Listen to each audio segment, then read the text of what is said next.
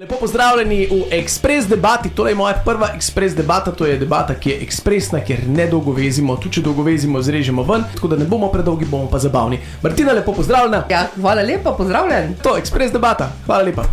Je bilo ekspres, ne? Čudovito je bilo. Čudovito, hvala, ki si prišla, ki si bila gostja, a dneva vse malo daš. Coolcast s Klemnom Bučanom in z Martino Ipša. Stand-up komičarka že več kot 15 let, koliko? 17. Hotel sem reči 17. Hotel si, ja, v redu. Sem imel. Okay.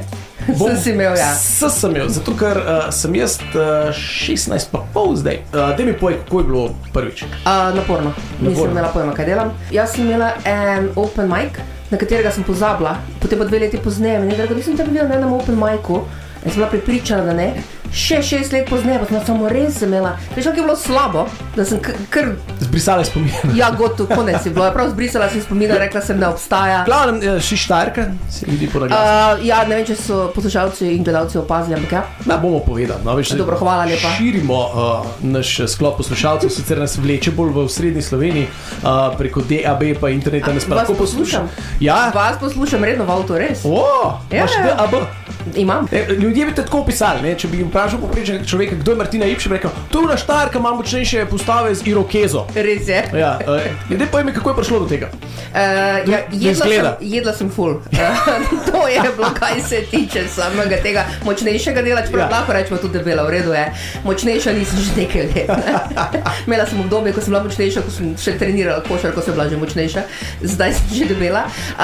Irokeza je bila pa upiranje staršem, ko se to zgodi, in sem bila zelo nekaj norega naredila in potem je bila irokeza, kao wow. No, prej sva gledala se primerja, ti imaš dejansko moraš barati na rdeče, meni se pa že sama na belo, tako da jaz imam to gorenjsko irokezo. Ja, ti šparaš, to mi je všeč pri tebi, ja. Znaš izkoristiti, to ne pa jaz, ko sem nekaj frizerjev hodil na 2 tedne. Ker tudi avto, vem, da sem imela avto, ki ima tudi rdečo irokezo. Ja, se sem rekla, ko imam naslednji avto, spet dobi avto rdečo irokezo, ker mora. Si se pa poročila?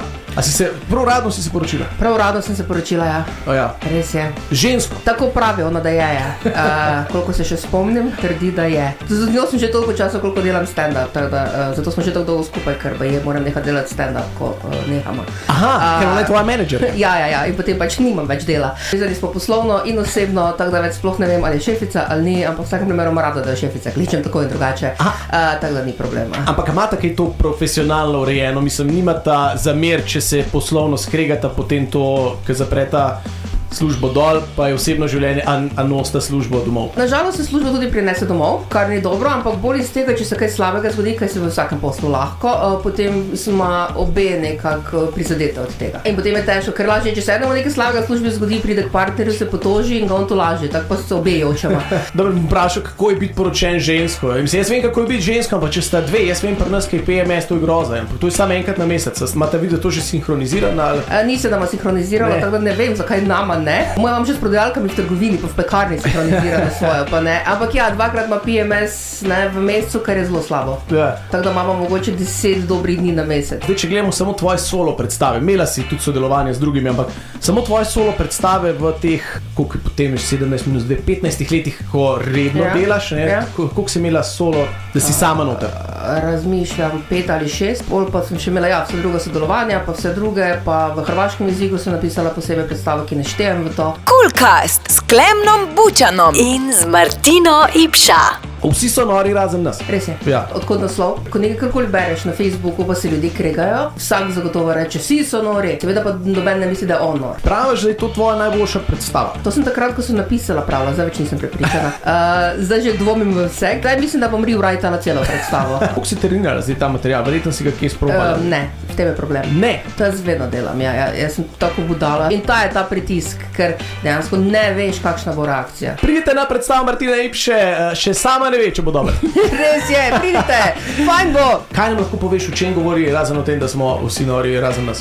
Ljudje so postali bolj agresivni, se mi zdi, postali so še bolj živčni, kot so bili. Manj strpnosti je, kot je bilo prej, imamo cepljene, pa ne cepljene, pa za ukrepa, pa proti ukrepom. Eni drugim govorijo, vi ste vsi nori, razen nas. Bolje tudi o vseh navadah, kot jih kot Slovenci imamo, kako se mogoče zdaj vzgajajo otroci, kako so se prej, ko smo mi bili mlajši, ker sem pač prišla v ta leta, ko zdaj govorim stvari, kot ko smo mi bili mladi. Tako da vse te stvari pokriva, pa še dosti več, pa nekaj bo tudi politike, pa nekaj bo še spolnosti. Kaj imajo recimo Hrvati, česar bi mi lahko imeli več in obratno?